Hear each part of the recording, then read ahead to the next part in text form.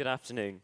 I could do another deep and meaningful presentation about something that's personal to me, but that really isn't who I am. So I decided I would talk about something a little bit different. This is a project that I think is very, very interesting, and it's something that has been a bit of a passion of mine for over a year now. It's a very unique, very important, and very topical aviation project.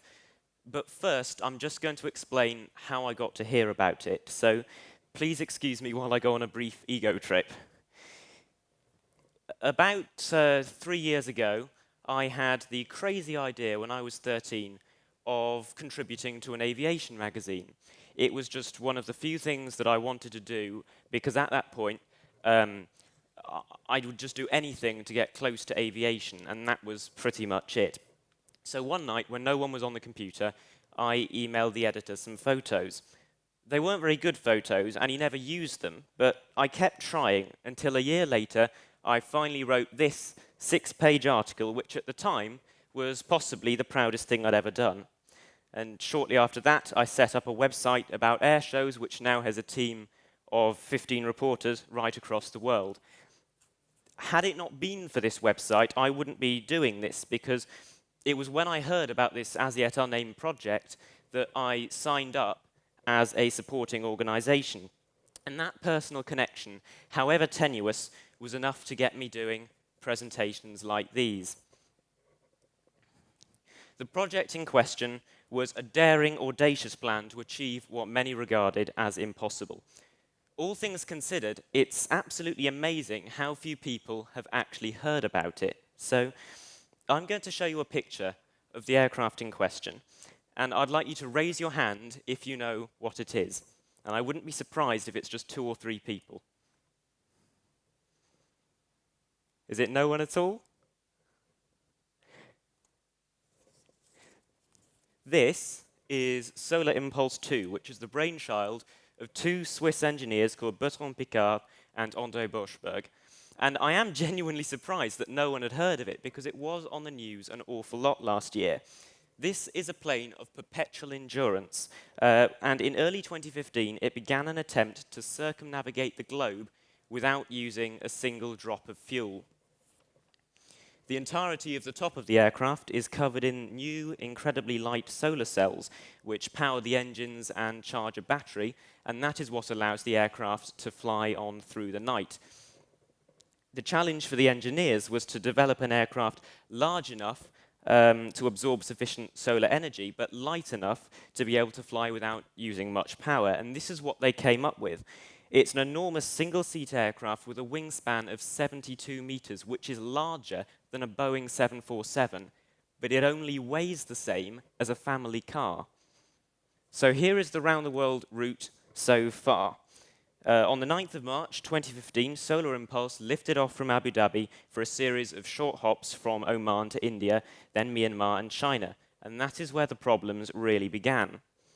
In Chongqing, poor weather delayed the takeoff for several weeks, and after leaving Nanjing on the record-breaking 5-day flight to Hawaii, the weather got so bad that they were forced to divert to Nagoya in Japan.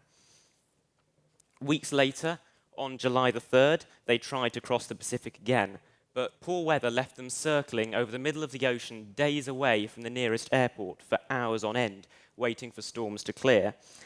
When they finally did land in Hawaii, 5 days and 5 nights later, it had been the longest solo flight in the world. But the batteries had overheated, and by the time they'd built replacements, winter had set in, meaning they had to delay all flights until April 2016, which is right now. And this is what's going to happen at the end of the month. I remember the Pacific crossing very well because it was the first time that I'd made a presentation like this, and I actually had the live stream from the aircraft's cockpit running behind me as I spoke. I presented 3 times that day, around 20 minutes apart, but things were changing so quickly that even with those presentations just 20 minutes apart, each one of them was completely different.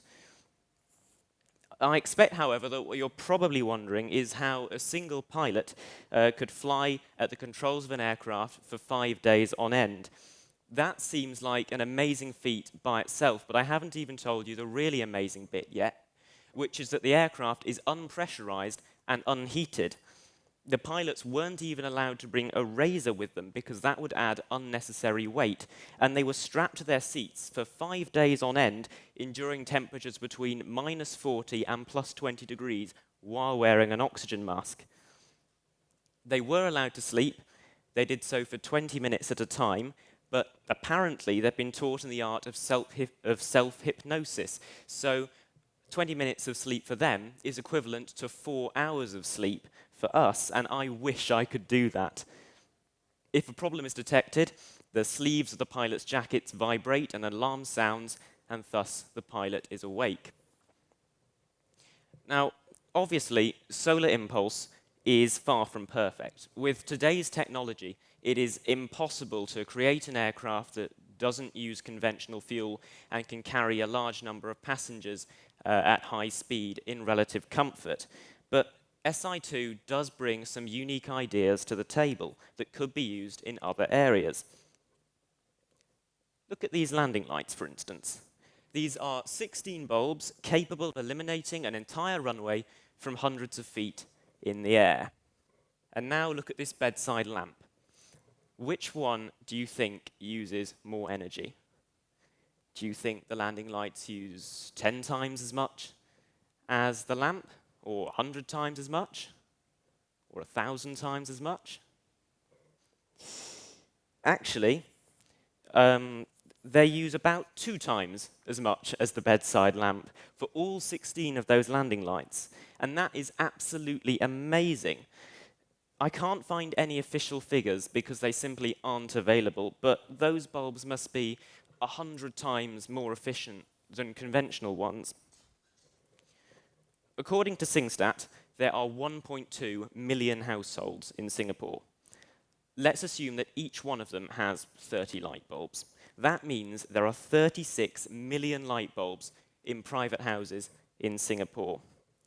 If SI2's light bulbs went on sale to the public and we all went out and bought them and reduced the consumption of our 36 million light bulbs to 1% of their original value, then think how much energy we could save in Singapore alone.